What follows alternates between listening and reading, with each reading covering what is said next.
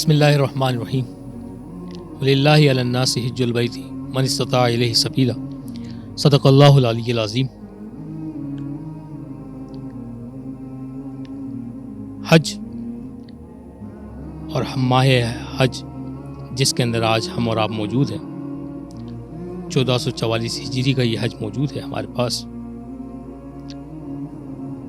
بقول شاعر، رگوں میں وہ لہو باقی نہیں ہے، وہ دل وہ آرزو باقی نہیں ہے، نماز و روزہ و قربانی و حج یہ سب باقی ہے، تو باقی نہیں ہے۔ اس موضوع پر گفتگو کے لیے آج ہمارے درمیان ہماری خوش قسمتی اہل علم حضرات، اساتذہ کرام، میری مراد محترم جناب علامہ مسعود حسین مسعودی صاحب سے اور محترم جناب شجیل عالم صاحب سے ہے، اور ہم ان سے اس موضوع پر گفتگو کا آغاز کریں گے۔ لیکن قبل اس کے کہ ہم اس موضوع پر گفتگو کا آغاز کریں، میں درخواست گزار ہوں جناب سید وقار حیدر زیدی سے کہ وہ بارگاہ پروردگار کے اندر نذرانہ حمد پیش فرمائیں۔ سید وقار حیدر زیدی۔ اگر مل گئی مجھ کو راہ مدینہ،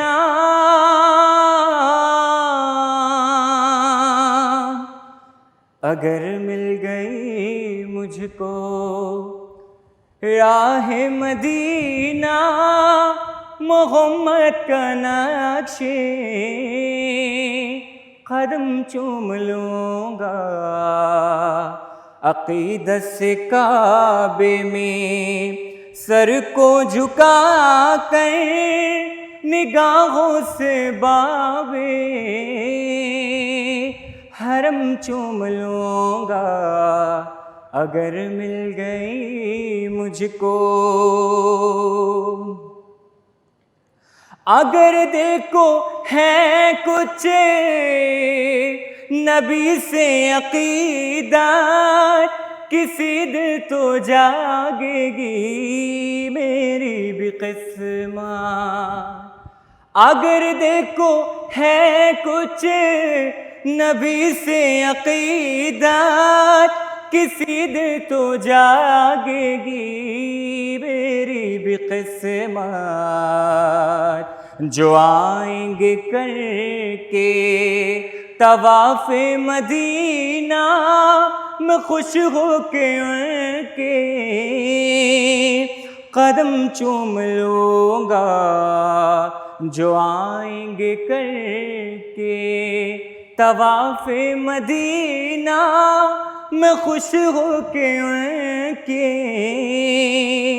قدم چوم لوں گا۔ میری زندگی صرف عشق نبی ہے، جو غم مجھ کو اس میں ملا وہ خوشی ہے۔ میری زندگی صرف عشق نبی ہے، جو غم مجھ کو اس میں ملا وہ خوشی ہے۔ اسی غم کی راہوں میں آنکھیں بچھا کر میں پلکوں سے خاک حرم چوم لوں گا، اگر مل گئی مجھ کو راہ مدینہ، محمد کا نقش قدم چوم لوں گا۔ اگر مل گئی مجھ کو راہ مدینہ، محمد کا نقش قدم چوم لوں گا۔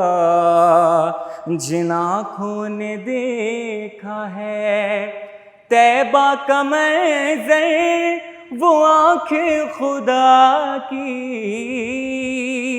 قسم چوم لوں گا، اگر مل گئی مجھ کو راہ مدینہ، محمد کا نقش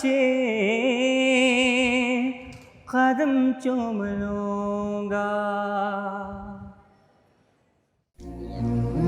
جزاک اللہ، ماشاء اللہ. وقار حیدر زیدی ہمارے درمیان موجود تھے اور بہت ہی خوبصورت کلام کے اشعار جو ہے وہ پیش فرما رہے تھے.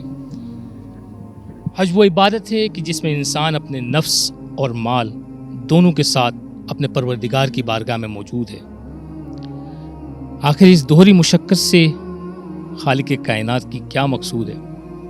ہم اس نقطے سے اپنی گفتگو کا آغاز کریں گے اور میں ملتمس ہوں گا علامہ حسین مسعودی صاحب سے کہ اگر اس نقطے سے اگر آپ جو ہے وہ کچھ ابتدا کریں کہ جو اس دوہری مشقت جس میں انسان کا نفس بھی انوالو ہے، اس کا مال بھی انوالو ہے، پروردگار کیا چاہتا ہے بندے سے، ایسا کیا مقصود ہے اس کا اس حج جیسی عبادت کے ساتھ؟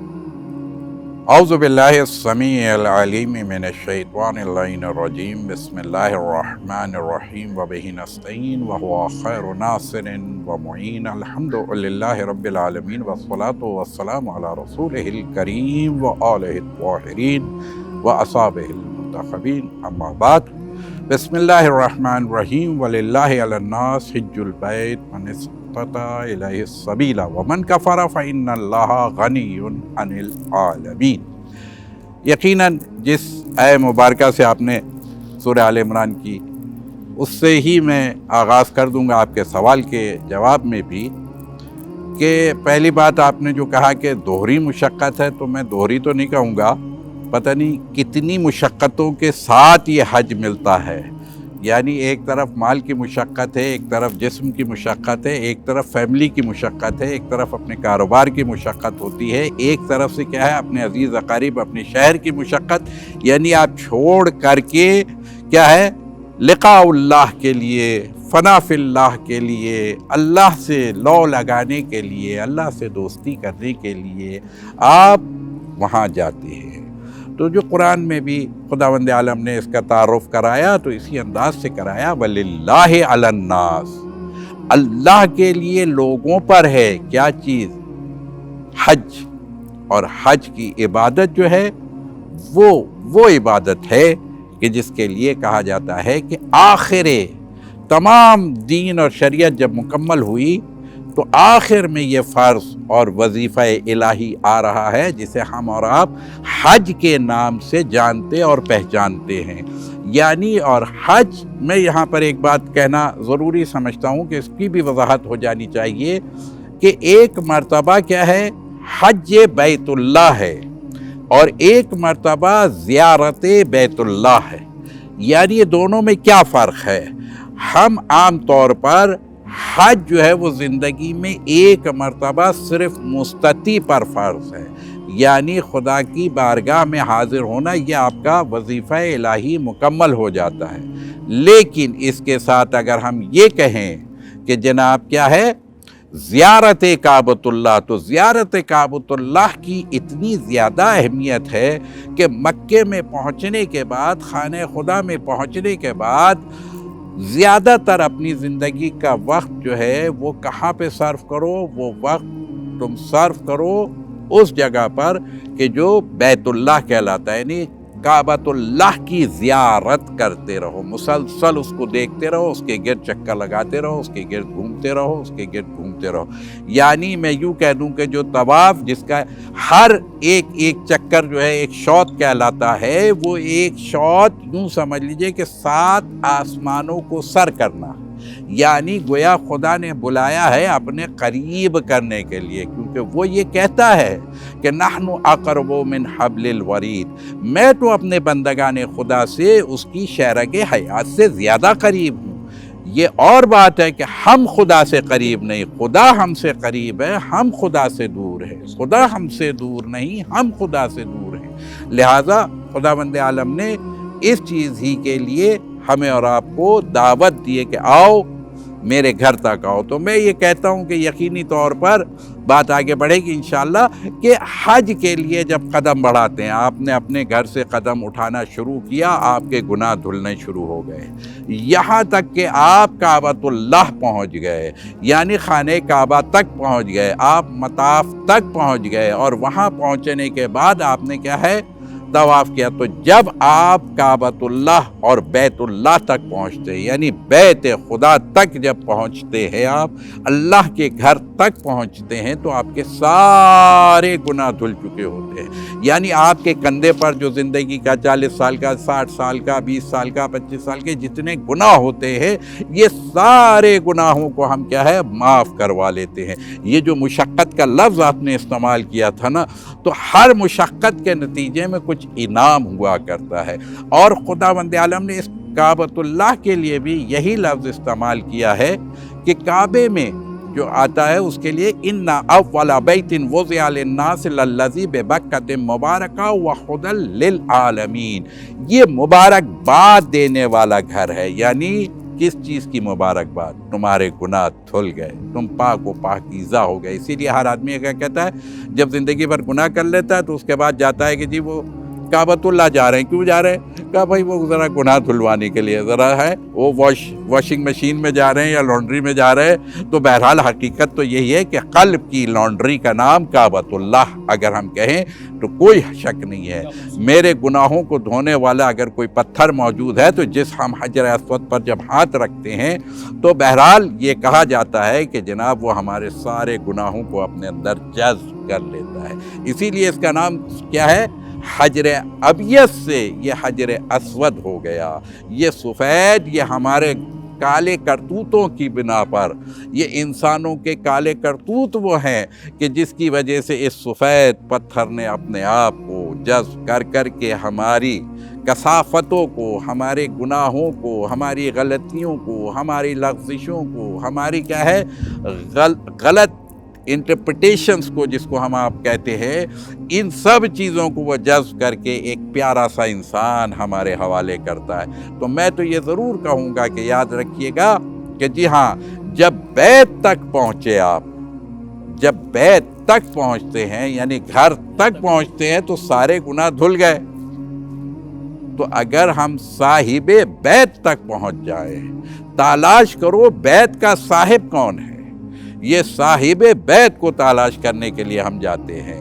وہ صاحب بیت وہی ہے کہ زمین پر یہ ہے کعبۃ اللہ, اور اگر اس کے بالکل اوپر آسمان کی طرف دیکھیں تو وہاں پر ہے, یہاں بیت اللہ ہے, وہاں بیت معمور ہے جہاں پر وہ خود تشریف فرما ہے. تو بہرحال کہنا چاہیے ویسے تو خدا کہیں تشریف نہیں رکھتا, اس لیے کہ وہ کیا ہے, اس کے لیے مکان وقت کی کوئی قید نہیں ہے, لیکن اس نے ایک سمبل کے طور پر, ایک نشانی کے طور پر بتایا بیت معمور. تو وہ بیت معمور بالکل کیا ہے, کعبۃ اللہ کے اوپر ہے. یہاں زمین پر بندگان خدا اس کے گھر کا طواف کرتے ہیں, عرش پر فرشتے اس کے, ملائکہ اس کے کیا ہے, اس بیت معمور کا طواف کرتے ہیں. یعنی دنیا میں بھی اور آخرت میں بھی ہم تو متوالے ہیں, دیوانے ہیں, پرستار ہیں کس کے, اس ذات کے کہ جس سے لو لگانے کی شرف یہ ہے کہ دنیا بھی بن جاتی ہے, آخرت بھی بن جاتی ہے. تو میں کہوں گا کہ جی ہاں بیت کو بھی ڈھونڈو اور صاحب بیت کو بھی تلاش کرو. اگر صاحب بیت تمہیں مل گیا تو پھر یاد رکھنا کہ صلاۃ معراج مومن ہے. اور کعبۃ اللہ کے لیے وَمَن دَخَلَهُ, قرآن نے کیا کہا, وَمَن دَخَلَهُ كَانَ آمِنًا. جو اس کعبۃ اللہ کے اندر آ گیا, ویسے دروازہ نہیں کھلا ہوگا کہ آپ جائیں اور اس کے اندر بیٹھ جائیں, نہیں, اپنی روح کو کعبۃ اللہ کے اندر پہنچو. طواف باہر کرنا, روح کعبۃ اللہ میں پہنچانا, یہی اصل مقصد طواف ہے, یہی اصل مقصد لقاء اللہ ہے. یہی اسی مشقت کے لیے اپنے سے قریب کرنے کے لیے ہمیں اور آپ کو خدا نے یہ کعبۃ اللہ میں بلایا, یہ حج کے لیے بلایا, یہ عمرے کے لیے بلایا, جسے ہم اور آپ کے. بہت ہی خوبصورت تصحیح فرمائی آپ نے, مشقت کی دوہری سے نکال کر جتنی مشقتیں اس سفر کے اندر میں شامل ہوتی ہے. میں شرجیل بھائی سے پوچھنا چاہوں گا کہ جس طرح ابھی حضرت علامہ صاحب نے ڈسکس کیا اور ذکر کیا کہ حج بیسیکلی اور جو کعبے کا جو تعلق ہے وہ پروردگار کے ساتھ تعلق قائم کرنا ہے. آپ کیا سمجھتے ہیں کہ یہ حج کی جو عبادت ہے وہ کتنی اس معاملے کے اندر میں معاون ثابت ہوتی ہے بندے کو اپنے رب کے ساتھ ملانے کے حوالے سے؟ اگر اس پر آپ کچھ تھوڑی سی روشنی ڈالیں گے. السلام علیکم ورحمۃ اللہ. بسم اللہ والصلاۃ والسلام علی رسول اللہ, اما بعد. بہت شکریہ کاشف صاحب آپ کا اس سوال کا. الحمدللہ کافی حد تک علامہ صاحب نے اس بات کو بہت عمدگی سے واضح کر دیا, اس بات کو کہ کیا مشقت کے پیچھے جو حکمت ہے وہ کیا ہے. بس اس میں جو میں اپنی چند ایک گزارشات یہاں پہ رکھوں گا وہ یہ ہے کہ آپ غور کریں کہ دین کا جو مزاج ہے وہ ایسا ہے کہ اللہ تعالیٰ نے ہر عبادت کے پیچھے کوئی نہ کوئی مشقت اور ایک ہارڈ شپ رکھی ہے. آپ نماز کو دیکھیں تو نماز بھی ایک مشقت مانگتی ہے, انسان کے نفس پر بھاری گزرتی ہے. لیکن چلیں اس کے علاوہ آپ دیکھیں جیسے روزہ ہو گیا, تو روزہ بھی ایک مشقت ہے کہ آپ دن بھر جو ہے آپ کو بھوکا رہنا ہے, پیاسا رہنا ہے, اپنی خواہشات کو کنٹرول کرنا ہے. اور اسی طریقے سے دیگر بھی عبادات کو اگر دیکھیں تو ہمیں یہی نظر آتا ہے کہیں نہ کہیں ایک اللہ سبحانہ و تعالیٰ کی طرف سے انسان کو ایک مشقت سے گزارا جا رہا ہے. یہ اس کو اب اس طرح سے لیں کہ انسان کا ایک ٹریننگ کا ایک مختلف طریقے ہیں جس کو ہم مراسم عبودیت کہتے ہیں, چاہے وہ نماز ہو, روزہ ہو, حج ہو, زکوٰۃ ہو, کہیں نہ کہیں انسان کی تربیت ہے, اور تربیت کے لیے انسان کو ایک مشقت سے گزرنا پڑتا ہے. اور اس کے پیچھے مقصد کیا ہے؟ ان تمام عبادات کے پیچھے جو کوئی نہ کوئی مشقت ہے, وہ مقصد یہ ہے کہ انسان جو ہے وہ اس بات کا احساس ہو جائے کہ یہ تو چند گھنٹوں کی عبادات ہیں. چاہے نماز لے لیں, دن میں 5 دفعہ کی نماز ہے, روزہ ہے سال میں 30 دن فرض کیا گیا, حج جو ہے وہ زندگی میں 1 دفعہ کا ہے, لیکن اس کے پیچھے وہ انسان کو اس بات کا ریمائنڈر اور یاد دہانی ہے کہ تمہیں 24 گھنٹے اللہ کی بندگی میں گزارنا ہے, اپنے نفس کو کنٹرول کرتے ہوئے, اپنی خواہشات کو کنٹرول کرتے ہوئے.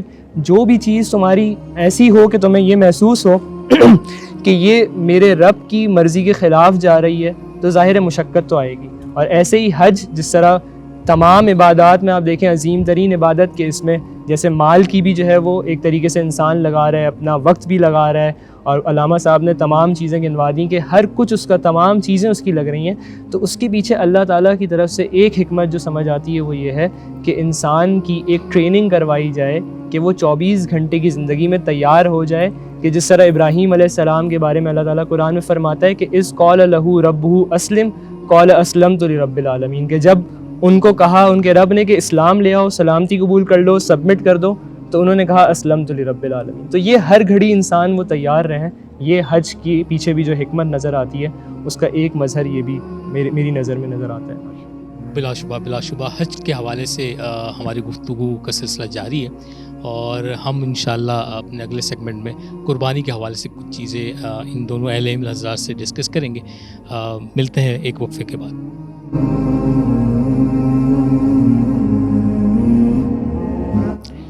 Welcome back. حج کے حوالے سے ہماری یہ ٹرانسمیشن جاری ہے. پہلے سیگمنٹ میں ہم نے حج کی عبادت کے حوالے سے ڈسکشن کا آغاز کیا اور جاننے کی کوشش کی کہ حج کے فریضے سے کیا رب تعالیٰ کا مقصود ہے انسان کے ساتھ, اور وہ کیا چاہتا ہے انسان کے تعلق کے حوالے سے اپنے ساتھ. اسی سلسلے کو ہم آگے بڑھا رہے ہیں, اور اب ہم اپنے گفتگو کے رخ کو تھوڑا سا آگے بڑھائیں گے قربانی کی طرف, کہ حج سے متصل قربانی کا فریضہ ہے. اور پروردگار نے اس کی اگر ابتدا کو دیکھا جائے تو قصہ حابیل و قابیل سے قربانی کی جس رسم کی ابتدا ہوئی ہے, ذبیح اللہ حضرت اسماعیل علیہ السلام اس کی منتہا ہے. اور اس ابتدا اور انتہا کے بعد اس روایت کو نسل در نسل منتقل کر دیا گیا, بلکہ ایک لازمی ضابطے کے طور پر, ایک لازمی حصے کے طور کے اوپر لازم قرار دے دیا گیا ہے تمام امتوں کے لیے. تو پروردگار اس قربانی کے مقصد سے جو کچھ اللہ تعالیٰ نے اس میں مقصود کیا ہے اس کے حوالے سے ہم کچھ چیزیں جاننے کی کوشش کریں گے, اور ساتھ ساتھ ہم ذبیح اللہ حضرت اسماعیل علیہ السلام کی اس قربانی کے حوالے سے بھی جو جدید ذہن کے سوالات ہیں وہ ڈسکس کریں گے. لیکن میں چاہوں گا کہ ہم اولاً قربانی کے حوالے سے جو ہے وہ مولانا حسین مسعودی صاحب سے گفتگو کا آغاز کرتے ہوئے کہ یہ قربانی کی اور حج کی جو ہے آپس میں کیا ایک ربط آپ سمجھتے ہیں, اور پروردگار کا کیا منشا ہے جو اس نے قربانی کی رسم کو جو ہے وہ روا رکھا ہے. اس کے لیے ایک آیت میرے یہاں ذہن میں آ رہی ہے آپ کے سوال کے ساتھ, کہ حضرت ابراہیم جب کعبۃ اللہ آئے اور مکے میں تشریف لائے اور اس وقت بیابان تھا, تو اس وقت آپ نے ایک دعا فرمائی کہ ربنا انی اسکنت من ذریتی بواد غیر ذی زرع عند بیتک المحرم. یعنی وہاں پر آ کر کے حضرت ابراہیم نے اپنے رب سے دعا فرمائی, اور دعا یہ تھی کہ پروردگار میں اپنی ذریت کو لے کر کے, اور کیا ہے, ایک ایسی وادی میں آ گیا ہوں جہاں نہ آب ہے, نہ گیا ہے, نہ چرند ہے, نہ پرند ہے, کوئی انس و جاں کچھ نہیں, بس یا تو لق و دخت پہاڑ ہیں یا آسمان ہے، اس کے علاوہ وہاں کچھ بھی نہیں۔ تو بے آب و گیاہ سرزمین پر اپنی ناموس کو لا کے رکھنا یعنی حضرت ہاجرہ کو چھوڑنا اور ایک نومولود فرزند یعنی حضرت نبینا اسماعیل کو وہاں پر چھوڑ کے اور پھر جانا۔ یہیں سے اگر ہم دیکھیں تو قربانی جس کی بات آپ کر رہے ہیں، میں کہوں گا کہ قربانی وہ والی قربانی جسے ہم اور آپ پہچانتے ہیں، اس سے بڑی قربانی یہ تھی۔ وہاں ایک نفس کی قربانی دینی تھی، یہاں 2 نفسوں کی قربانی دی جا رہی تھی۔ ایک حضرت ہاجرہ کی، اس لیے کہ جب کوئی نہیں ہے تو بتائیے کہ وہاں جو کہ تھوڑا سا نان جوی ہے اور کچھ دن میں وہ ختم ہو جانا ہے، پانی وہاں وجود نہیں رکھتا تو زندگی مفقود ہے۔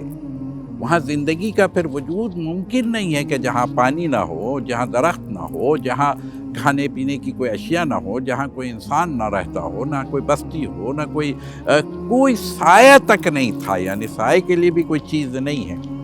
ایسی جگہ پر چھوڑنا یہ ہے قربانی۔ لیکن جس قربانی کی بات آپ نے کی تو پھر میں کہوں گا قربانی تو حضرت حابیل اور قابیل سے پہلے جو قربانی اصل میں خدا نے مانگی وہ بھی کیا تھی کہ کہتے ہیں نا کہ خدا بند عالم نے یہ انسان کو جو ہے، یہ جو اس کی پیدائش ہے، اس کو پیدا کیا تو کیا ہے، اس کا مقصد کیا تھا جن اور انس سے؟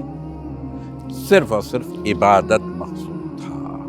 لیکن کیا ہے، عبادت میں جب اس نے پہلی قربانی مانگی ہے تو کیا ہے، سجدے کی قربانی تھی کہ تم اب تک میری طرف سجدہ کرتے تھے، لیکن اب ذرا اپنے نفس کو قربان کر کے میں جدھر اشارہ کر رہا ہوں، میں جس کو چاہ رہا ہوں اسے بھی ذرا پیشانی لگا کے دکھاؤں۔ تو وہاں پر آ کر کے نفس نے قربانی نہیں دی، اور جب نفس کی قربانی نہیں ہوئی تو وہ راندہ درگاہ بھی ہوا، وہ مردود بھی ہوا۔ اور پھر اس کے بعد حضرت آدم، یعنی جب 4 آدمی کی صرف یہ دنیا تھی، 4 اشخاص اس دنیا میں ہیں، یا حضرت آدم ہے، یا حضرت حوا ہے، یا حابیل ہیں اور قابیل، اور ایسی صورت میں کیا ہے، 1/4، یہاں توجہ کی طرف میں مرکوز کرانا چاہوں گا، 1/4 انسانیت نے 1/4 انسانیت کو قتل کر دیا۔ ایک بھائی نے ایک بھائی کو اپنی جگہ قتل کیا، لیکن اگر دیکھیں تو 4 آدمی میں تو 1/4 بنتا ہے۔ 1/4 انسانیت نے 1/4 انسانیت کو قتل کر دیا، اور جس کے لیے اس وقت اس نے کہا تھا کہ تو اپنا جانشین اور خلیفہ اسے بنا رہا ہے جو دماء کرے گا، یعنی خون بہائے گا، فساد کرے گا زمین پہ۔ پروردگار ہم نقدس لک، ہم تو تیری عبادت کرنے والے ہیں، ہم نفس نہیں رکھتے، ہمیں اپنا جانشین بنائے۔ تو پھر خدا نے جواب دیا تھا کہ انی اعلم ما لا تعلمون، جو میں جانتا ہوں وہ تم ابھی نہیں جانتے۔ مجھے نہیں معلوم کہ وہ کون سی ہستیاں تھیں، شاید پھر میں اگر بات کو آگے بڑھا دوں تو پھر وہ نظر آئے گا، چاہے وہ حضرت نوح کے ہوں، کہ حضرت یحییٰ کا ذکر کروں، کہ حضرت زکریا کا ذکر کروں، کہ حضرت موسیٰ کا ذکر ہو جائے، کہ حضرت عیسیٰ کی بات آ جائے، یا اور آگے بات پہنچ جائے تو میرے رسول اکرم صلی اللہ علیہ وآلہ وسلم کی ذات گرامی جو کائنات کے لیے رحمت بنا کر کے رب العالمین نے ہمارے حوالے کیا۔ اللہ اکبر، وہ منزل۔ لیکن ان کی قربانیاں کیا ہیں؟ ان کی قربانیوں کو اگر ہم دیکھیں تو وہ ذات ہے، ہم سب رضا الہی کو تلاش کرتے ہیں، ہم چاہتے ہیں اللہ راضی ہو جائے، لیکن ایک ذات مجھے نظر آتی ہے، اور وہ ذات کیا ہے؟ یعنی اگر ہم آیت کو بھی لیتے ہیں نا تو یا ایتھا النفس المطمئنہ ارجعی الی ربک راضیۃ مرضیہ، یعنی تم اس سے راضی ہو، وہ تم سے راضی ہو۔ لیکن جب اپنے حبیب کی طرف بات آئی تو وہاں پر ان کے لیے کیا کہا؟ وما، ہم نے آپ کو کیا ہے، الم یجدک یتیما فآویٰ، ہم نے آپ کو یتیم پایا لیکن ہم آپ کو وہ کچھ عطا کریں گے، وَلَسَوْفَ یُعْطِیکَ رَبُّکَ فَتَرْضَىٰ، آپ کا رب آپ کو وہ کچھ عطا کرے گا کہ آپ راضی ہو جائیں گے۔ اللہ اکبر، کوئی تحفہ ہے یہ کس کے نتیجے میں؟ جیسے بات شروع میں بھی ہوئی تھی کہ مشقت اور قربانی، یہ ہو نہیں سکتا کہ کیا ہے، جہاں پر قربانی ہو وہاں مشقت نہ ہو۔ تو ہمیشہ قربانی کے لیے، مشقت کے لیے تیار رہنا چاہیے۔ اور میں کہوں گا کہ جی ہاں، حضرت ابراہیم وہاں پہ لا کر کے اب سب سے قریب ترین شے انسان کی کیا ہوتی ہے؟ اگر ہم اور آپ دیکھیں تو معاشرے میں یہی نظر آتا ہے کہ انسان اپنی آسائش کے لیے مال کماتا ہے، اولاد کے لیے مال لٹاتا ہے، اور پھر اگر بیٹے کی صورت میں ہو اور جو اس بڑھاپے میں جا کے مل رہا ہو اور جو پہلی صورت میں مل رہا ہو، اللہ اکبر، یہ اتنی دعاؤں کے نتیجے میں حضرت نبینا حضرت اسماعیل حضرت ابراہیم کو ملے تھے، اور پھر جا کر کے وہ اس کی قربانی مان لی گئی۔ تو میرے ایک طرف یہ قربانی ہے تو حضرت ابراہیم نے لٹا بھی دیا، ان کے ہاتھ پیر ظاہر سے بات ہے، وہ بہرحال حضرت ابراہیم کے بیٹے معصوم ہیں، نبی وقت ہیں، ظاہر سی بات ہے حضرت اسماعیل۔ تو جب انہوں نے پوچھا کہ میں نے خواب دیکھا اور قربانی، تو انہوں نے کہا ہاں، پروردگار کی بارگاہ سے اگر آپ کے لیے حکم آ گیا ہے تو پھر مجھے آپ صابرین میں سے پائیں گے۔ آپ کو افعل ما تؤمر، جو آپ کو حکم مل گیا رب کی طرف سے اس کو کر جائیے، پھر میرا اور اس کا اور کسی کا۔ یہ ایک پیغام تھا، یہ نبی کے گھر سے ایک پیغام نکل رہا ہے، معاشرے کے لیے، ہمارے اور آپ کے لیے ایک پیغام آ رہا ہے کہ جب رب کا کوئی حکم آ جائے تو سر تسلیم خم ہے، اور سر تسلیم خم کرنا ایک ہے، اپنے سر کو قلم کرانا اور ہے۔ یہ حضرت نبینا اسماعیل اپنے سر کو خم نہیں کر رہے، قربان کر رہے ہیں رب کی بارگاہ۔ ہم صرف سجدہ ہم سے نہیں کیا جاتا رب کی بارگاہ کے لیے، پیشانی زمین پہ نہیں رکھ پاتے، وہ اپنے آپ کو کیا ہے راہ خدا کے لیے قربان کرنے کے لیے، اور پھر پٹی بھی باندھ دی، اور پھر چھری چل بھی گئی، چھری چل گئی۔ اور کسی کی گردن پر اگر چھری چل جائے، گلو پہ اگر چھری پھیر دی جائے تو کیا نتیجہ ہوتا ہے؟ خون بہہ گیا۔ نبینا حضرت ابراہیم کی آنکھوں پہ بھی پٹی ہے اور حضرت اسماعیل کی آنکھوں پہ بھی پٹی ہے۔ جواب ہے، آسان تو نہیں ہے یہ قربانی، مشکل ہے، مگر کیا ہے، پھیر دیا، اور جب پھیر دیا خون بہہ گیا۔ مجھے نہیں معلوم کہ اس وقت قلب حضرت ابراہیم کا کیا حال ہوگا، لیکن بس میں تو اتنا جانتا ہوں کہ جی ہاں، وہ حضرت ابراہیم خلیل الرحمن ہیں، وہ اللہ کے دوست ہیں۔ دوستی میں پھر کچھ نہیں دیکھا جاتا کیا قربان کرنا ہے کیا قربان نہیں کرنا ہے، تو یہاں دوستی ہے، اللہ سے دوستی ہے۔ بہت ہی خوبصورت انداز میں قربانی کے حوالے سے گفتگو فرما رہے تھے علامہ حسین مسعودی صاحب۔ ملتے ہیں ہم ایک چھوٹے سے وقفے کے بعد۔ Welcome back.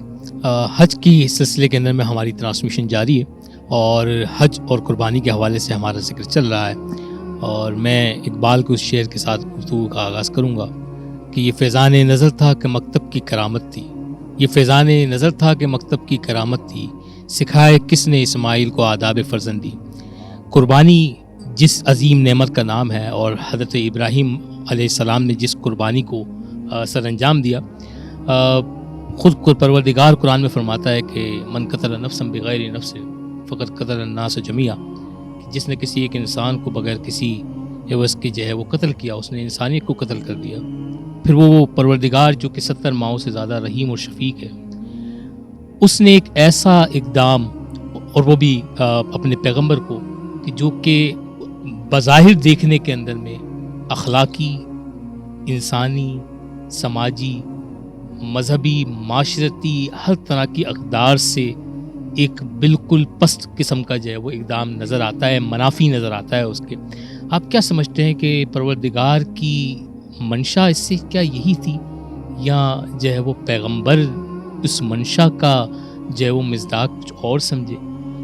اس حوالے سے جو ہے وہ چیزیں، کیونکہ آج کا جو جدید ذہن ہے اس کے ذہن میں یہ سوالات بہت پیدا ہے کہ جی یہ کس طرح کا جو ہے وہ رویہ ہے۔ کچھ کے لیے تو ٹھیک ہے کہ جو ہے وہ ماننا، جب پروردگار کو مان لیا تو اس کے حکم کے آگے سر نگو کر دیا، سر تسلیم کم کر دیا۔ جملہ بولنا تو بڑا آسان ہے، لیکن اس درجے کے اندر میں جا کے اس اقدام کو جو ہے وہ سر انجام دینا، اور وہ بھی ایسا کہ جس کے ساتھ جو وہ اتنی ساری چیزیں، لوازمات ہمیں نظر آتے ہوں۔ آپ اس حوالے سے ہماری کیا رہنمائی فرمائیں گے؟ جزاک اللہ خیر کاشف صاحب، یہ جو آپ نے خاص طور پہ بات ابھی ذکر کی کہ اتنا انتہائی ایک طریقے سے آزمائش کی انتہا ہے کہ جو کہ یہاں پر ہو رہی ہے کہ اپنی اولاد کو لٹانے کا حکم دیا جا رہا ہے اور کہا جا رہا ہے کہ اس کے اوپر جو اپنی چھری جو ہے پھیر دو. اس چیز کو جیسے آپ کہہ رہے ہیں, آپ نے بھی یہ بات کی اور بالکل صحیح کہی کہ آج کا جدید دور کا ایک ذہن جو ہے وہ اس بات کو سمجھنے سے بعض اوقات قاصر ہوتا ہے کہ ایسا کیسے ہو سکتا ہے, ایسا حکم کیسے دیا جا سکتا ہے. لیکن اس میں میری اپنی ناقص رائے میں یہ سمجھتا ہوں کہ اس میں سب سے پہلے آج جو مسئلہ ہے آج کے ایک نوجوان میں, وہ اس بات کو وہ سمجھ نہیں سکا کہ اس دنیا میں ہمیں بھیجے جانے کا مقصد کیا ہے.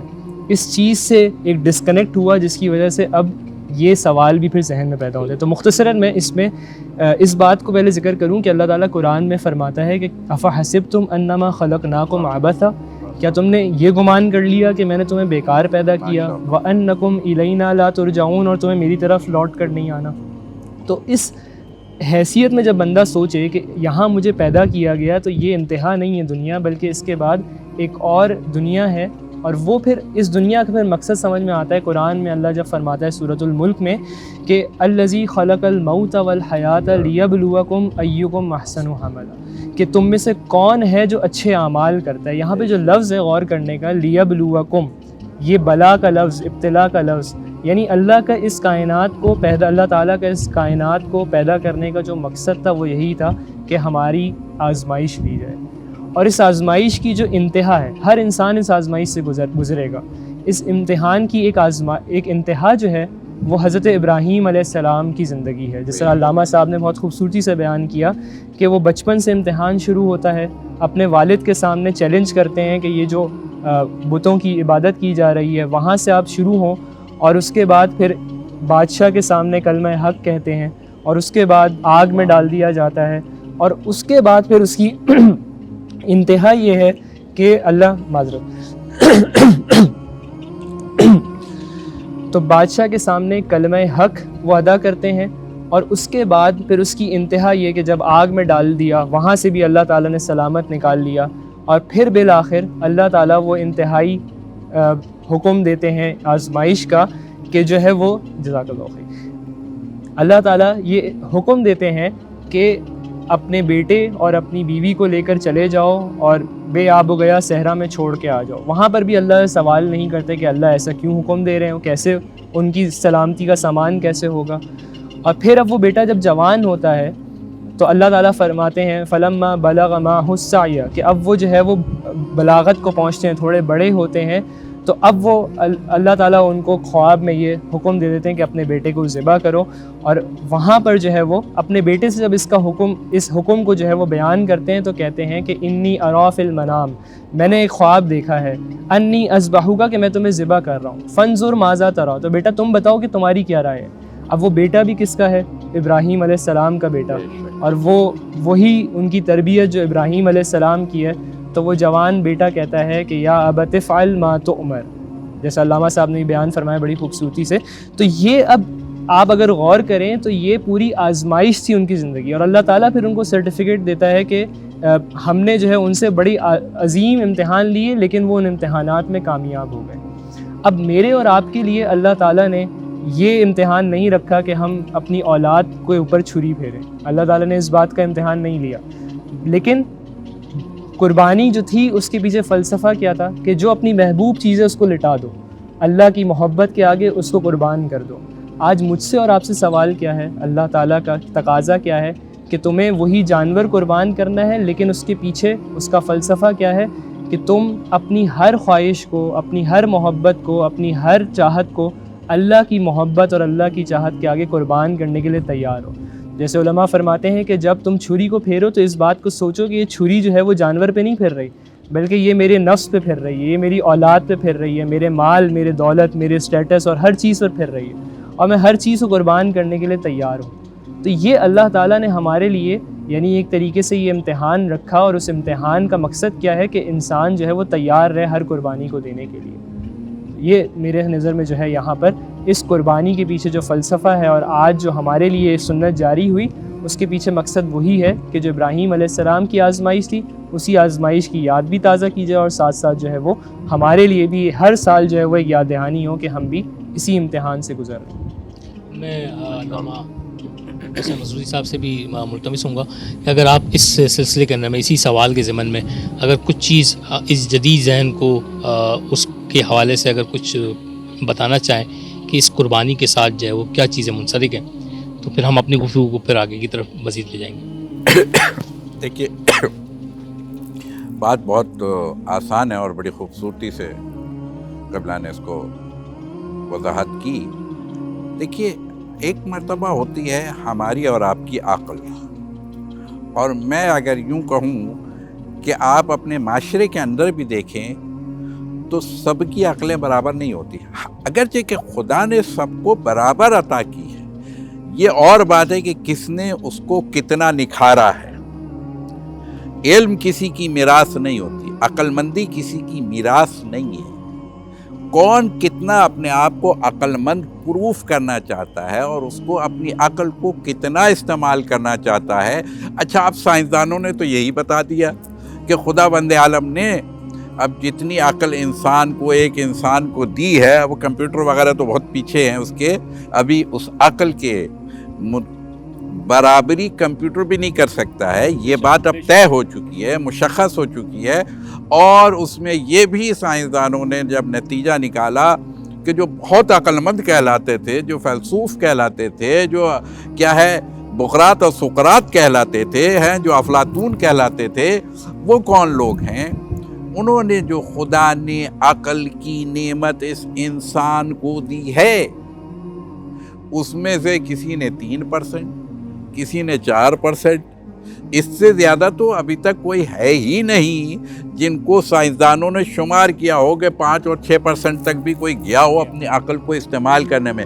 تو کفران نعمت تو سب سے پہلی ہم نے انسان نے، حضرت انسان کہوں میں کہ حضرت انسان نے سب سے بڑی کفران نعمت تو یہ کی ہے کہ جو سب سے بہتر نعمت خدا نے آپ کو دی تھی اس کو استعمال کر لیا آپ نے۔ کس نے 10% گیا؟ کون؟ اگرچہ کہ ان لوگوں کو چھوڑ دیجئے کہ جن کی عقلوں کو ہم پرکھ نہیں سکتے، سمجھ نہیں سکتے، جیسے انبیاء ہو جائیں، اوصیاء ہو جائیں، اولیاء ہو جائیں، ہیں ائمہ طاہرین ہو جائیں، وہ ایک علیحدہ بحث ہے، ادھر نہیں جانا چاہیے۔ لیکن انسان کی حدود کے اندر جب ہم اپنے معاشرے کو دیکھتے ہیں تو لوگ نے استعمال ہی نہیں کیے۔ تو عقل کا پیمانہ کیا میری سوچ کا نام عقل کل ہے یا اجتماعی سوچ کا نام؟ تو پھر میں کہوں گا کہ مجھے اس بچے سے پوچھ کے بتا دیجئے جس کو پیرنٹ جو ہے پکنک پہ نہیں جانے دیتے، نہیں بیٹا کل تمہارا پیپر ہے، بیٹھ کے پڑھو، قربانی ہے نا، رات بھر جاگ رہا ہے بچہ، دن بھر محنت کر رہا ہے، اسکول کیوں بھیجتے ہیں آپ؟ یہ مشقت، گرمی اتنی سخت ہے، وغیرہ وغیرہ مشکلات ہیں، زحمات ہیں، اور اگر اسٹڈی کے لیے آپ ابراڈ تک بھیج رہے ہیں، کیوں؟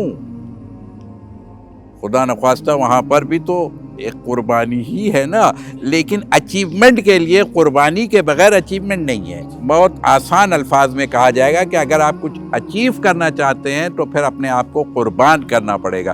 تو یہ چیز، البتہ رب سے یہ امید رکھنا کہ وہ میرے لیے کوئی راہ نجات نہیں رکھتا، نہیں، وہ میری بلندی کے لیے امتحان لیتا ہے، جیسا کہ ابھی قبلہ نے ارشاد فرمایا کہ خود حضرت ابراہیم، نبینا ابراہیم سے یہی تھا کہ اذ ابتلی ابراہیم ربہ بکلمات فاتمہن، کہ جب حضرت ابراہیم سے ہم نے سارے امتحانات لے لیے، فاتمہن، جب وہ کامیاب ہو گئے تو پھر ہم نے کہا اے نبینا ابراہیم، آپ کو ہم نے نبوت کی خلت پہنائی تھی، آپ نے وہ کام کر دکھائے کہ اب میں آپ کو تاج امامت بھی پہنا رہا، اب میں آپ کو امامت کا منصب۔ تو وہاں پر بھی حضرت ابراہیم نے بھی فوراً اپنے خلیل ہے نا، دوست ہے تو دوستوں میں تو بات ہوتی ہے نا، انہوں نے کہا اچھا ہمیں تو آپ نے دے دیا، نبوت کے ساتھ ساتھ تاج امامت بھی پہنا دیا۔ سارے انبیاء، دیکھیے میرے رسول کے علاوہ سب سے بڑے نبی کا نام کیا ہے؟ حضرت ابراہیم۔ میرے رسول کو بھی کہا کہ سنت ابراہیمی پر آپ قائم رہیے، یعنی اس پر چلیے، یعنی اسی دین کو جنریٹ کیجئے، آپ دوبارہ اس کو کیا ہے کریٹ کریں، جو اب دوبارہ وہ رہ گیا ہے اسے دوبارہ تکمیل تک پہنچانا ہے، جو محو ہو گیا ہے، جو کھو گیا ہے انسانیت سے، اسے زندہ کر کے دکھائیے۔ تو حضرت ابراہیم کی تو پوری زندگی ہی ایک سے بڑھ کر ایک امتحان تھا، ایک سے بڑھ کر ایک قربانی تھی، اور ہر عمل کے اندر ان کی ایک ایسی قربانی تھی کہ جس میں جان کا خطرہ تھا، یہ بات ذہن میں رہے۔ تو بہرحال میں نے پہلے بھی اس کی طرف اشارہ کیا تھا، تو یاد رکھیے گا کہ یہاں پر بھی اب ہم سے جو خدا قریب کرنے کے لیے. ظاہر سی بات ہے اب آج کل ابھی آپ سن رہے ہیں کہ جی وہ ایک ٹیوب تھی اور اس کے اندر لوگ آکسیجن لے کر کے اور ٹائٹینک کو دیکھنے کے لیے وہ کہاں چلے گئے پتہ نہیں 14,000 کیا ہے میل کی گہرائی سمندر میں جا رہے ہیں. اور اس کی آپ میڈیا پہ سب نے دیکھا ہوگا لاکھوں ڈالر خرچ کر کے. کس لیے؟ جان پہ کھیل کے ہی تو گئے ہیں. اب مشکل میں آ گئے. اب دیکھیں کیا ہوتا ہے. بہرحال وہ تو نتیجہ آ جائے گا. یعنی کہنے کا مقصد یہ ہے کہ یہ کیا چیز ہے. کوئی اس کو نہیں کہہ رہا کہ یہ غلط تھا. تو یہاں پر بھی آسمان کے بلندیوں پہ جا رہے ہیں آپ. کوئی ثریا تک جانے کی کوشش کر رہا ہے, کوئی چاند تک پہنچ چکے ہیں, آپ سورج کے اوپر کمانے ڈالنے کی سوچ رہے ہیں, آپ نہ جانے کہاں کہاں زندگی. یہ سب کیا ہے؟ یہ سب قربانی کے نتیجے میں. ورنہ آج کل موبائل بھی نہ ملتا اگر قربانی نہ دی ہوتی. تو ہم مسلمان تو صرف تھوڑی سی قربانی دیتا ہے, اپنے خون کی دے دیتا ہے, اور باقی وقت کی قربانی خدا کو جوانوں سے سب سے بڑھ کر اگر کوئی قربانی چاہیے ہے تو اللہ کے لیے اپنے وقت کو پازیٹیو اور کریشن میں لگاؤ, کریٹیو بنیے. یہ ہے اصل قربانی. ادھر آئیے, فضول باتوں میں چھوڑ دیجئے کہ انہوں نے کیا کیا اور انہوں نے کیا کیا, انہوں نے کیوں کیا اور انہوں نے کیوں کیا. اس بحثوں میں نہ پڑیے. آپ کو کیا کرنا ہے, آپ کو اللہ کی راہ میں کیا پیش کرنا ہے. کوئی اچھا سا تحفہ تیار کیجئے جو خدا کی بارگاہ میں پیش کر کے اس کی جنت کی اعلیٰ منزلوں کو حاصل کیجئے. جنت کا بھی اب تصور دنیا میں بھی سمجھ میں آ رہا ہے, کچھ دن میں سمجھ میں آ جائے گا. لوح محفوظ سمجھ میں نہیں آتا تھا کہ ایک تختی پر کتنا لکھا جا سکتا ہے. اب ایک ہی تو تختی ہے جو آپ کے پاس ہے. پوری کائنات کا علم اس تختی کے اندر لکھا ہوا ہے. بس ڈاٹ ڈالتے جائیے اور آپ پہنچتے جائیے کہاں پہنچنا ہے. تو سمجھ تو آ رہی ہے, آہستہ آہستہ ساری چیزیں سمجھ میں آ رہی ہیں. جو خدا کا نظام ہے اس میں کوئی شک و شبے کی گنجائش نہیں ہے. لیکن وہ ہم جیسے چھوٹوں سے اتنے بڑے امتحان نہیں لیتا. آپ نہ گھبرائیے, وہ بڑے لوگوں سے بڑے امتحان لیتا ہے. اور یہ اصول بھی ہے, اساتذہ بیٹھے ہوئے ہیں. میں یہ کہہ سکتا ہوں کہ عام طالب علم سے اساتذہ مشکل سوال ہی نہیں کرتے ہیں. مشکل سوال تو جینیس طالب علموں سے کیا جاتا ہے. تو جو جینیس تھے خدا کی نظر میں, ان سے بڑے بڑے اس نے امتحان لیے, انہوں نے اس کو پاس کیا, خدا نے انہیں انعام دیا. تو بہرحال میں تو یہ کہہ رہا تھا کہ حضرت ابراہیم نے مانگا, تو حضرت ابراہیم نے جب مانگا تو خدا نے کہا ہاں آپ کی ذریت میں یہ تاج امامت لے کے جاؤں گا, اور میرا آخری رسول جو آئے گا وہ تاج نبوت بھی لیے ہوگا, تاج امامت بھی لیے ہوگا, تاج رحمت بھی لیے ہوگا, تاج شفاعت بھی لیے ہوگا, تاج نجات بھی لیے ہوگا. وہ سارے تاجوں سے کا سرتاج ہوگا اور اس کی آل پاک ہوگی. تو بہرحال لیکن یاد رکھیے گا, لا ینال عہد الظالمین. اے نبی ابراہیم, اے میرے خلیل, یہ آپ کی ذریت میں امامت کا تحفہ جائے گا مگر ظالم کے پاس نہیں جائے گا. ہمیشہ مظلوم کے ساتھ رہیے, یہی سب سے بڑی قربانی. بہت ہی خوبصورت بات کی. ہماری گفتگو کا سلسلہ جاری ہے اور ہم لیتے ہیں یہاں ایک چھوٹا سا وقفہ, اور وقفے کے بعد اپنی اس گفتگو کو اختتامی مراحل کی طرف لے کے جائیں گے. Welcome back. حج اور قربانی کے حوالے سے ہم نے بہت ساری چیزیں سمجھنے کی کوشش کی, اور اسی سلسلے کے آخری مراحل کی طرف ہم موجود ہیں. جی تو نہیں چاہتا کہ ان اہل علم کی موجودگی کے اندر میں اس پروگرام کو اختتام کی طرف بڑھایا جائے, لیکن چونکہ وقت کی تنگی اور ہمیشہ کوئی نہ کوئی مجبوری دامن کے ساتھ وابستہ رہتی ہے, جس سبب ہم اس پروگرام کو اختتام کی طرف بڑھائیں گے.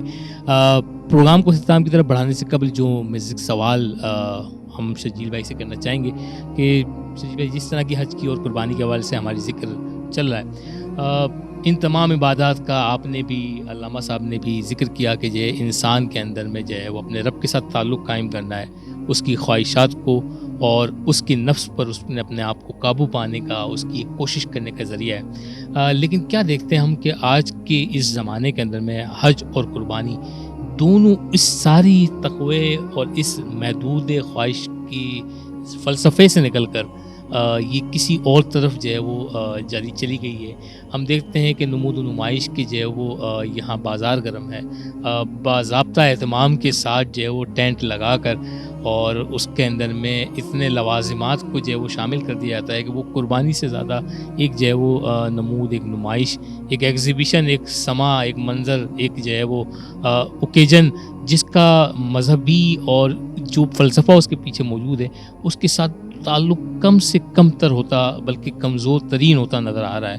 اور یہی حال ہمارے یہاں حج کا بھی ہو گیا کہ جو اہل ثروت ہیں وہ جس پر ایک بہت ہی جملہ ہمارے یہاں کہا جاتا ہے کہ جی آپ نے کمایا اور آپ کے پاس جو مال آیا وہ اس پر آپ نے سوچنے اور اس پر غور کرنے کی بجائے، لیکن آپ جو ہے وہ چونکہ صاحب ثروت ہیں، آپ جو ہے وہ حج پہ جا سکتے ہیں تو آپ حج پہ جا رہے ہیں. کیا سمجھتے ہیں کہ یہ جو اس قسم کی بے ضابطگیاں جو ہمیں نظر آتی ہے اس معاشرے میں، اس کی کیا وجوہات ہو سکتی ہے اور کیا ہم اس سے نکل سکتے ہیں؟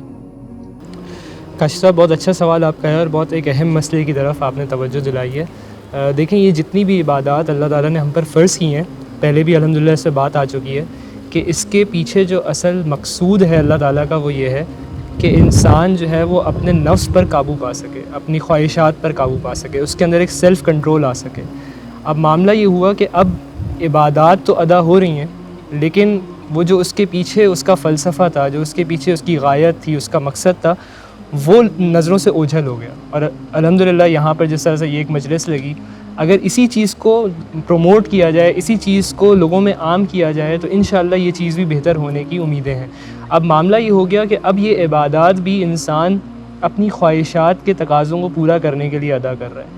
یعنی انسان کو جو چیز اس کے نفس کو بھا رہی ہے وہ بہت عمدگی سے کر رہا ہے، لیکن جو چیز اس کے نفس پہ بھاری اور گرا گزر رہی ہے اس کو انسان چھوڑ دیتا ہے. اللہ تعالیٰ قرآن میں فرماتا ہے کہ ارأیت من اتخذ الہہ ہوا، کیا تم نے ایسے شخص کو دیکھا کہ جو اپنی خواہشات کی عبادت کر رہا ہے. اب کوئی انسان جو ہے وہ اپنی خواہشات کو اپنا الہ، اپنا معبود نہیں بناتا، وہ اس کے آگے سجدہ نہیں کرتا.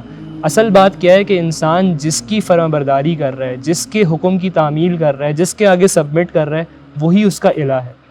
تو ہم سب کو یہ جائزہ لینا چاہیے، میں جب قربانی کروں یا میں نماز پڑھوں یا کوئی بھی عبادت کروں، حج ہو گیا، کیا میرے ان عبادات کے پیچھے کہیں مقصود میرے اپنی نفس کی خواہشات کو پورا کرنا تو نہیں ہے، اپنے نفس کو خوش کرنا تو نہیں ہے؟ کیا میں اپنے نفس کو خوش کرنے کے پیچھے ہوں یا اپنے رب کو خوش کرنا چاہ رہا ہوں؟ جیسے پہلے بھی بات آئی تھی کہ انسان جب قربانی بھی کر رہا ہے تو وہ یہ نہ سوچے قربانی میں کہ قربانی کا جانور میرا جو ہے وہ میرے محلے میں، میرے علاقے میں سب سے بہترین ہوگا تو میری واہ واہ ہوگی. اگر یہ کر رہا ہے تو وہ اپنی اتنی بڑی قربانی کو ضائع کر رہا ہے. اللہ کے ہاں انسان کی عبادات میں اس کی کوانٹٹی وہ میٹر نہیں کرتی. اللہ کے ہاں انسان کا اخلاص اور کوالٹی میٹر کرتی ہے. انسان بہت چھوٹے جانوری قربانی کر رہا ہو لیکن وہ اخلاص کے ساتھ کر رہا ہو، اللہ کے ہاں وہ بہت مقبول ہے. اللہ تعالیٰ قرآن میں فرماتا ہے لن ینال اللہ لحومها ولا دماؤها. اللہ کے ہاں نہ تو اس جانور کا خون پہنچتا ہے نہ ہی اس کا گوشت پہنچتا ہے، وَلَٰكِن يَنَالُهُ التَّقْوَىٰ مِنْكُمْ، تقویٰ پہنچتا ہے تمہارا. تو ہم سب یہ جائزہ لیں، اس کو اسیس کریں. ہم سب کے اندر کمزوری ہے کہ کہیں میں یہ جو جانور کو قربان کر رہا ہوں، جو ٹینٹ لگا رہا ہوں، جو میں اتنی اس کی تمام جو میں اس میں ارینجمنٹس کر رہا ہوں، کہیں ایسا تو نہیں کہ اس کے پیچھے میرا نفس جو خوش ہو رہا ہے میں اس وجہ سے کر رہا ہوں. جو ہر سال میں حج پہ جا رہا ہوں بہت مبارک ہے، کہیں ایسا تو نہیں کہ میں اس لیے کر رہا ہوں کہ میرے اسٹیٹس کا سمبل ہے یہ، ایسا تو کہیں نہیں. اس چیز کو جائزہ لینے کی ضرورت ہے، اور اگر ایسا ہے تو انسان اس کو جو ہے سب سے پہلے جو ہے درست کرنے کی طرف اپنی توجہ دلائے، کیونکہ ایسا نہ ہو قیامت کے دن انسان بہت سارے اعمال لے کے جائے لیکن اللہ کے ہاں ان اعمال کی کوئی ورت نہ ہو کیونکہ اس کے پیچھے اخلاص نہیں تھا، سنسیئرٹی نہیں تھی. حدیث میں اس طرح سے بھی آتا ہے، اللہ کے نبی صلی اللہ علیہ وسلم نے فرمایا کہ جس نے دکھاوے کے لیے نماز پڑھی اس نے شرک کیا. اب انسان نماز پڑھ رہا ہے، اتنا بڑا عمل ہے، لیکن اس کے پیچھے جو مقصود ہے وہ کیا ہے؟ لوگوں کو دکھانا. اس کی ساری اتنی بڑی عبادت ضائع ہو رہی ہے. تو اس چیز کو دیکھنے کی ضرورت ہے. آج ہمارے ہاں ریاکاری یہ بہت عام ہو گئی ہے، اس چیز کو ختم کرنے کی ضرورت ہے. مقصد صرف اللہ کی رضا، اس کے بعد اچھے سے اچھا جانور انسان لے رہا ہو. اصل بات یہ دل کی ہے کہ انسان کے دل میں کیا ارادہ ہے، اس چیز کو دیکھنے کی ضرورت ہے.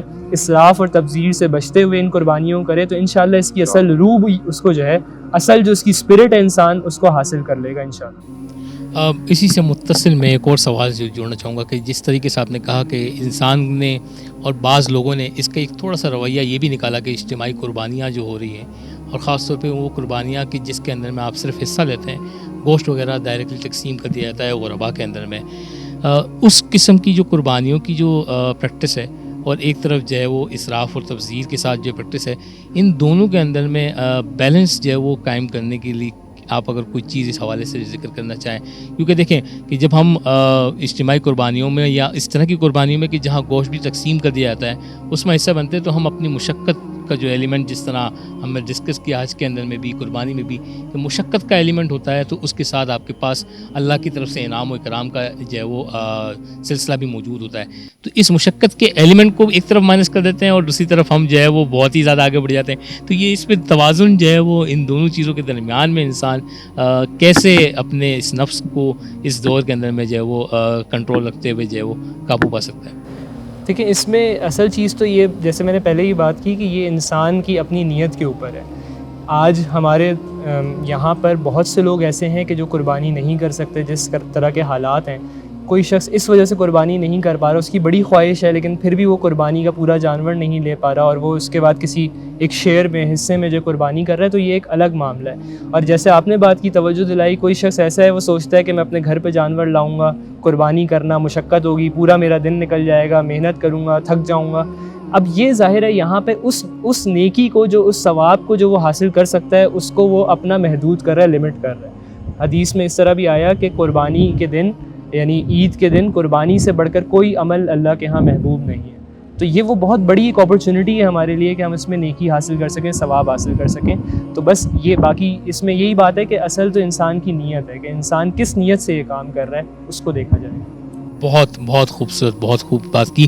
ہم اپنے پروگرام کے آخری حصے کی طرف بڑھ رہے ہیں، تو میں گزارش کروں گا حضرت علامہ حسین مسعودی صاحب سے کہ دعا کے ساتھ اس پروگرام کو باضابطہ اختتام کی طرف لے جائیں، اور اس موقع کے حوالے سے اگر کچھ گزارش بھی کرنا چاہیں وہ کریں، اور دعا کے ساتھ جو ہے وہ اختتام کی طرف بڑھیں. ہم ایک بات میں ضرور یہ کہنا چاہوں گا کہ خیر الامور اوسطها، میانہ روی.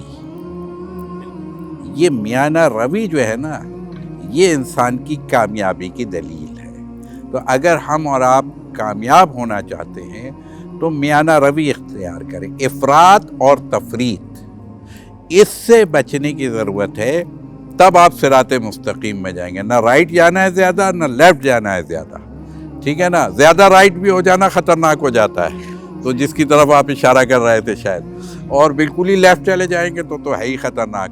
تو میانہ روی یہی ہے کہ آپ خیر الامور کی طرف رہیں، بہترین امور کی طرف رہیں، اور وہ یہ ہے کہ آپ کیا ہے، اس دونوں چیزوں کے درمیان میں رہیے. یعنی اگر کسی کی مجبوری ہے، کوئی مشکلات ہیں، وہ اس کا گھر مطلب 10 منزلہ فلیٹ میں رہ رہے ہیں، اس میں وہاں جگہ نہیں ہے، آپ اگر جانور لا کے باندھیں گے، آدمی کے رہنے کی جگہ نہیں ہے، اب وہ ایک مجبوری ہے، تو اس کے لیے کوئی اور جگہ لے لیں. لیکن یہ قربانی کا دن یہ تربیت ہے.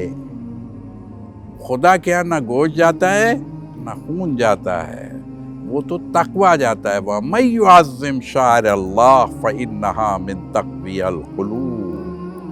یہ جو تعظیم کیجئے، اس کی عظیمت کو جانیے. یہ کوئی عام چیز نہیں ہے جسے آپ قربان کرنے کے لیے جا رہے ہیں، یہ آپ ایک سنت ابراہیمی پر عمل کر رہے ہیں. تو اس شان سے لے کے جائیے کہ جیسے آپ سے اگر طلب کر لیا جاتا اس جانور کی جگہ پہ، اگر خدا مجھ سے میرا بیٹا مانگ لیتا تو میں اسی طرح اسی شان. تو اپنے بیٹے کو جس شان و شوکت سے لے کے جاتے ہیں، میں کہوں گا، البتہ اس کا مطلب یہ نہیں ہے کہ اب آپ اس کو، وہ بہرحال وہ قربانی ہے آپ کی، تو اس پر سوار ہو کے دبلی پتلی سواریوں پر حج کے لیے آؤ، تو سوار ہو کے آنا ہے اور پھر اسے قربان کرنا ہے. اور میرے رسول نے ایک ہی حجۃ الوداع انجام ظاہری طور پر فرمایا، کیونکہ آخر میں یہ عبادت فرض ہوئی. اس میں اپنی طرف سے صرف میرے رسول نے ایک احرام کھولنے کے لیے، جو میں نے تاریخ میں پڑھا، وہ 66 اونٹ قربان کیے تھے، 66. اور حضرت علی مرتضیٰ کی طرف سے 100 اونٹ لے کے گئے تھے، 33 اونٹ ان کی طرف سے قربان کیے. اور ایک جو ہے وہ اپنی بیٹی کی طرف سے انہوں نے قربان کیا۔ بہرحال کہنے کا مقصد یہ ہے کہ اپنی فیملی کی طرف سے قربانی دینا ہر فرد کی طرف سے، اگر آپ صاحب استطاعت ہیں۔ اب یہاں پر آ کر کے بہت سارے لوگ کہہ دیتے ہیں کہ جی اس کے لیے آپ یہ پیسے یہاں خرچ کرنے کے بجائے آپ کہیں اور خرچ کر دیجئے۔ نہیں، وہاں تو آپ خرچ کیجئے ہی جہاں کی یہ دعوت دے رہے ہیں آپ کو، لیکن یہ والے فریضے سے میں کیوں محروم رہ جاؤں؟ میں روزہ رکھوں تو نماز کیوں چھوڑ دوں؟ میں نماز پڑھوں تو روزہ کیوں چھوڑ دوں؟ یہ تو نہیں ہوگا۔ یہ تو ذمہ داری بیلنس لائف کی ہے۔ آپ نے اگر اپنے ماں باپ کا احترام کرنا ہے تو زوجہ کا بھی آپ نے خیال رکھنا ہے، آپ نے بچوں کی بھی تربیت کرنی ہے۔ یہ تو نہیں ہے بچوں میں گئے تو زوجہ کو بھول گئے، زوجہ میں گئے تو والدین کو بھول گئے۔ یہ نظام خدا کو پسند نہیں ہے۔ بیلنس لائف کیجئے، بیلنس لائف ہی اصل لائف ہے۔ اور اسی کو میں کہوں گا کہ بس جب تک آپ ٹھیک ہے، گوشت کے حوالے سے بھی دیکھیں 3 حصے ویسے قربانی کے رکھے گئے۔ ایک کیا ہے، فقراء کے لیے رکھ دیا ہے خدا نے رکھ دیا ہے۔ اب میں پورا دینے کی ضرورت نہیں ہے۔ ایک حصہ عزیز اقارب، دوست احباب، ہمسائے پڑوسی رشتہ داروں کے لیے ہے نا، ایک حصہ اس میں سے دیجئے۔ ایک حصہ اپنے اور اپنے بچوں کے لیے رکھیے، ہاں بالکل رکھیے۔ اچھی غذائیں بنا کے بچوں کو کھلائیے، صرف قربانی کرنے کے بعد بیچاروں کو خون دکھائیے اور اس کے بعد گوشت محلے والوں کو نہ کھلائیے۔ اپنے بچوں کو اچھی غذائیں بنا کے، ہاں رکھا ہے خدا نے، بالکل رکھا ہے۔ ظاہر ہے گوشت ضائع نہیں کیا جا سکتا، وہ اسراف میں آ جائے گا۔ اس کو بنانا ہے، اچھی غذا بنا کے کھانا ہے، بچوں کے ساتھ فیملی کے ساتھ بیٹھنا اٹھنا ہے، اس میں کوئی عیب نہیں ہے۔ لیکن للہ ہے، یہ یاد رکھیے گا، خدا کو کوئی عبادت کا اجر وہ اس وقت تک نہیں دے گا جس عبادت میں ملاوٹ کر دوں گا، پھر خداوند عالم آخرت میں وہ میری عبادت مجھے واپس لوٹا دے گا کہ تم نے میرے لیے اگر 5% کیا تھا، لوگوں کے لیے 95% کیا تھا، تو 5 والوں کو دے دو، میرے پاس عبادت دینے والے بہت ہیں، مجھے تمہاری عبادت کی ضرورت نہیں ہے۔ لہٰذا عبادت کو خالص رکھیے، پانی پیش کرتا ہے۔ لہٰذا بس دعا کریں گے، بِاسْمِكَ الْعَظِيمِ الْأَعْظَمِ جَلِّ الْأَكْرَمِ یا اللہ یا اللہ یا اللہ یا اللہ یا اللہ یا اللہ، بحق محمد وانت المحمود، بحق علی وانت الأعلى، بحق فاطمہ وانت فاطر السماوات والارض، بحق الحسن وانت المحسن، بحق الحسین وانت قدیم الاحسان، بحق 9 المعصومین من ذریۃ الحسین علیہ الصلوۃ والسلام، لا حول ولا قوة الا باللہ العلی العظیم، توکلت علی اللہ، حسبنا اللہ نعم الوکیل، نعم المولا ونعم النصیر، وفوض امری الی اللہ ان اللہ بصیر بالعباد۔ پروردگار عالم، یہ ماہ ذی الحج ہے، بار الہ اس مہینے کی، ان دنوں کے، اس عشرے کی، یہ جو پہلا عشرہ بار الہ گزر رہا ہے، ہمارے ہاتھوں سے جا رہا ہے، والفجر ولیال العشر، تو نے قرآن میں اس عشرے کی قسم کھائی ہے، یہ تیرے پاکیزہ دنوں میں سے دن ہے، یہ قدریں بڑھانے کے لیے ہمارے کو، انسان کو اپنی قدر پہچاننے کے لیے تو نے ہمارے لیے لیل میں کیا ہے قرآن کو نازل کیا، اس لیے ملائکہ کے ساتھ بھیجا کہ انسانیت کی فجر ہو جائے، ہماری ذہنوں کی انسانیت کی فجر کر دے۔ پروردگار عالم، ان ایام کا واسطہ، بار الہ اس مہینے میں بڑی بڑی فضیلتوں کی تواریخ ہے، بار الہ بہت زیادہ قربانیوں کا ایک سلسلہ ہے، تسلسل ہے یہاں سے۔ بار الہ تیرے جو خاص بندے ہیں، تیرے جو محبوب بندے ہیں، تیرے جو خلیل بندے ہیں، تیرے جو ذبیح بندے ہیں، تیرے جو حبیب بندے ہیں، بار الہ ان کی اور ان کی آل پاک کے صدقے میں ہماری تمام غلطیوں کو معاف فرما۔ بار الہ ہمیں خالص، سچا، پکا مسلمان قرار فرما۔ بار الہ ہمارے اندر اخلاص عنایت فرما، ہمیں اور زیادہ دین اسلام کو سمجھنے کی سعادت نصیب فرما۔ بار الہ ہمارے قلوب میں اولیاء، اوصیاء، انبیاء، ائمہ طاہرین، رسول پاک، آل رسول، بار الہ ان کے اصحاب، جو بھی بار الہ خاص بندگان خدا ہیں، پروردگار عالم ان کی محبت ہمیں عنایت فرما، ان کی سیرت پہ چلنے کا شوق، جذبہ، حوصلہ ہم سب کو عنایت فرما۔ بار الہ یقیناً آج کے دن پورے مسلمانان عالم نے بار الہ قربانی پیش کی ہے۔ بار الہ آج ہی کے دنوں میں کہ یہ کہ حج مکمل ہو رہا ہے، آج لوگ احرام کھول رہے ہیں۔ بار الہ ان مقدس احراموں کا واسطہ، بار الہ یہ تیرے خالص بندوں کا واسطہ، بار الہ یہ جنہوں نے اپنی دنیا तेरी खातिर हराम की बारलाहा, जो हमें तमाम दुनिया की हराम कारियों से महफूज फरमा। बारलाहा हमारे दिल में अगर कोई शौक़ जज्बा हौसला इनायत फरमा तो बारलाहा वो तेरा लिक़ाउल्लाह की मंजिल हो, तुझसे करीब होने का शौक़ जज्बा हमें इनायत फरमा। बारलाहा ये दुनिया बहुत अदना है, परवरदिगार आलम तू बहुत आला है। परवरदिगार आलम हमारी कदरों को आला फरमा, हमारी सोचों को मुनव्वर फरमा, हमारे क़ुलूब को बारलाहा अपने पाक हस्तियों की मोहब्बत से सरशार फरमा। परवरदिगार आलम जो लोगों ने आज कुर्बानी की है उनकी कुर्बानियों को कबूल फरमा। बारलाहा जो गरीब हैं, जो मिस्कीन हैं, जो यतीम हैं, बारलाहा जिन लोगों के घरों में शायद कुर्बानी नहीं हो सकी, बारलाहा उनकी तरफ से भी हम सब की कुर्बानियों को उनकी कुर्बानी करार फरमा। बारलाहा हमें ये जज्बा इनायत फरमा कि बारलाहा हम अपने कुर्बानियों में भी अपने मुसलमान भाइयों को शरीक कर सकें। परवरदिगार आलम हमारी ज़िंदगी और आखिरत जो भी है बारलाहा वो हमारी रसूल पाक से वाबस्तगी, उनसे मोहब्बत, उनसे अक़ीदत, उनसे लौ बारलाहा ये हमारी ज़िंदगी का महवर करार फरमा। बारलाहा फिर मैं कहूँगा कि नबी और आले नबी की सीरत पर हम सब को चलने की तौफ़ीक़ इनायत फरमा। और आखिर में एक शेर भी मैं ज़रूर कहूँगा कि की मोहम्मद से वफ़ा तूने तो हम तेरे हैं। बारलाहा हमें रसूल से वफ़ा करने का शौक़ जज्बा हौसला इनायत फरमा। की मोहम्मद से वफ़ा तूने तो तूने ये कहा है, शायर ने अपनी ज़बान में कहा कि की मोहम्मद से वफ़ा तूने, तो वो कहता है हम तेरे हैं, ये जहाँ में चीज़ है क्या, लौह और कलम तेरे हैं, यानी तकदीर बंदगान खुदा को खुदा दे देगा। बारलाहा हमें इस काबिल बना के हम अपनी तकदीर अपने हाथों से खुद लिख सकें। परवरदिगार आलम फिर मैं यही कहूँगा कि यकीनन बस इसी शेर में मैं कहूँगा कि की मोहम्मद और आले मोहम्मद से वफ़ा तूने, तो रब कहता है हम तेरे हैं।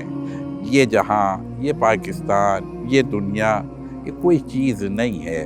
हम तो तुम्हें वहाँ लेके जाएंगे कि तुम ज़मीन पर रह के उस मंजिल पर आओगे कि जिसे मेराज कहते हैं। मैंने अपने बंदे को, रसूल को नहीं, असरा बिअब्दिही, मैं अपने बंदे को लेके गया हूँ मेराज पर। बारलाहा जैसे तू अपने पाक बंदे को ले गया, उनके ग़ुलामों को भी उनकी जैसी मेराज इनायत फरमा। इन्नल्लाह व मलाइकतहु युसल्लूना अलन नबी या अय्युहल्लज़ीना आमनू सल्लु अलैहि व सल्लिमू तस्लीमा। अल्लाहुम्मा सल्लि अला मुहम्मद व आलि मुहम्मद व बारिक अला मुहम्मद व आलि मुहम्मद कमा सल्लैता व बारकता व तरहमता अला इब्राहीम व आलि इब्राहीम इन्नका हमीदुम मजीद। रब मुझको बुलाएगा, मैं काबे को देखूंगा, वो दिन भी तो आएगा, मैं काबे को देखूंगा। रब मुझको बुलाएगा, मैं काबे को देखूंगा, वो दिन भी तो आएगा, मैं काबे को देखूंगा। अल्लाह अल्लाह अल्लाहु अल्लाह अल्लाह अल्लाह अल्लाहु अल्लाह। रमज़ान मुबारक में वो सामने काबे के, रमज़ान मुबारक में वो सामने काबे के, इफ्तार कराएगा, मैं काबे को देखूंगा, वो दिन भी तो आएगा, मैं काबे को देखूंगा। रब मुझको बुलाएगा, मैं काबे को देखूंगा, وہ دن بھی تو آئے گا، میں کعبے کو دیکھوں گا، مایوس نہیں ہوں میں اللہ کی رحمت سے، مایوس نہیں ہوں میں اللہ کی رحمت سے، اللہ کی رحمت سے وہ حج پہ بلائے گا، میں کعبے کو دیکھوں گا، وہ دن بھی تو آئے گا، میں کعبے کو دیکھوں گا، رب مجھ کو بلائے گا، میں کعبے کو دیکھوں گا، وہ دن بھی تو آئے گا، میں کعبے کو دیکھوں گا، جب پہلی نظر میری اس کعبے پہ جائے گی، جب پہلی نظر میری اس کعبے پہ جائے گی، اس کعبے پہ جائے گی، دل جھوم سجائے گا، میں کعبے کو دیکھوں گا، وہ دن بھی تو آئے گا، میں کعبے کو دیکھوں گا، رب مجھ کو بلائے گا، میں کعبے کو دیکھوں گا، وہ دن بھی تو آئے گا، میں کعبے کو دیکھوں گا۔